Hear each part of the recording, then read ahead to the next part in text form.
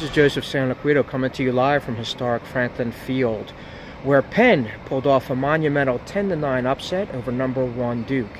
The Quakers did it with some quality goaltending early on from goaltender Reed Junkin, who made 7 saves in the first half, a number of them of the spectacular fashion.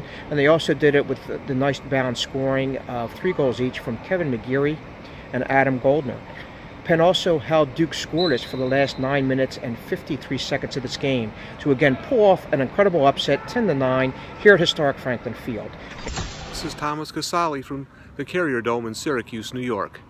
It was Ryan Simmons' goal with 3:21 left in triple overtime to give Syracuse a dramatic come-from-behind win over Army, 11-10.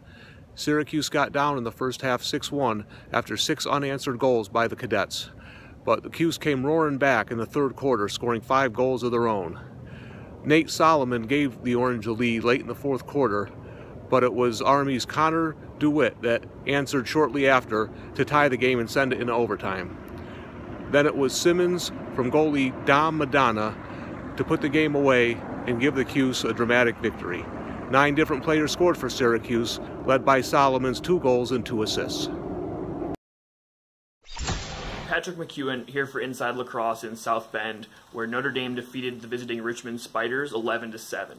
Notre Dame played 50 minutes of excellent defense, allowing just 1 man-up goal outside of the first 10 minutes of the third quarter. However, Richmond was really able to take advantage of that first 10 minutes, scoring 6 straight goals to open the second half after being shut out in the first half.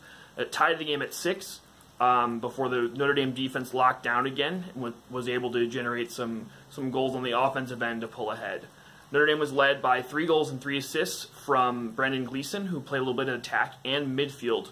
The Irish ran a little bit shorter bench on the offensive end, sticking primarily to their top 8 guys. On the defensive end, all 3 starting defenders had multiple turnovers for the Irish. Jack Keelty, Hugh Krantz, and Arden Cohen each came away with 2 or 3 caused turnovers in the game, in helping lead Notre Dame to the 11-7 victory. It's Christian Sweezy from Inside Lacrosse. Final score: Georgetown 12, Towson 10. The Hoyas are 3-0 for the first time since 2003.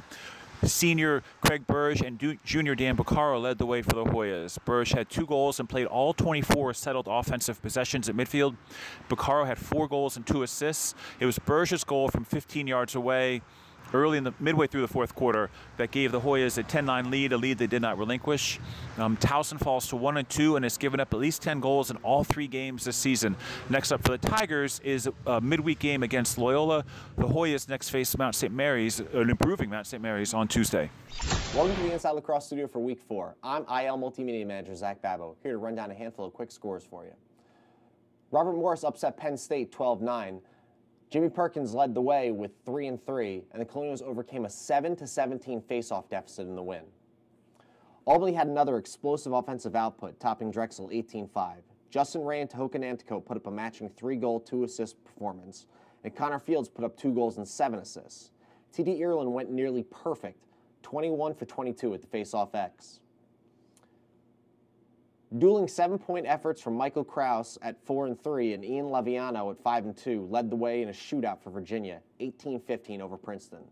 Justin Schweck won 25 of 34 faceoffs. The Tigers got hat tricks from Philip Robertson and Emmett Cordry, as well as 14 saves from Tyler Blaisdell in the loss. Yale got their first win of the season with a 15-11 victory over Michigan. Ben Reeves had 2 goals and 4 assists, Jack Ty had a 5-goal outing, and Jackson Morrell dropped 4 goals. Connor Mackey went 21 for 30 at the dot. The Wolverines were led by 4 goals from Brent Noseworthy and a 2-4 day from Kevin Mack. Colgate's 3-game win streak came to an end at home against Bucknell, 13-10. Despite a 5-goal effort from Mike Hawkins, the Bison got 12 saves from Christian Klipsine in net and 5 goals from Connor O'Hara, as well as a hat trick plus 4 assists from Will Sands. 2 late goals from Grayson Terrain in the final minute proved to be the difference for Navy in a 10-8 victory over Boston U. Jack Ray had a breakout performance with 5 goals. BU goalie Joe McSorley had 12 saves in the losing effort. In the defensive battle, Providence held on for a 4-3 win over St. Joe's. Hawks goalie Mike Adler had 16 saves in the effort, while Tate Boyce had 7 in the win. Danny Abraham here for Inside Lacrosse alongside Paul Carcaterra, Quint Kesenick, ESPN commentators. They just saw the game in which the Tar Heels won 13-11. I'll let you guys take away the analysis. I'm going to start this off, though. Why don't you put your glasses on so you can cover up that scar? By the way, how did you get that scar? We'll do a Twitter poll. Number 1 would be Baltimore Indoor Box League. 2 would be wrestling with nephew. 3 would be a balance beam accident with my daughter, and 4 would be a gardening accident. So, or 5 would be me punching you in the face. But no, guys, what did you think about this game? Tar Heels, I mean, Hopkins opened the second half, a lot of momentum, and then the Tar Heels just gradually built back into it. What did you guys think was the key to the game? I'll go back to the first half, though. I thought this was a national coming out party for Tanner Cook. I know he scored 5 goals earlier in the season against Furman.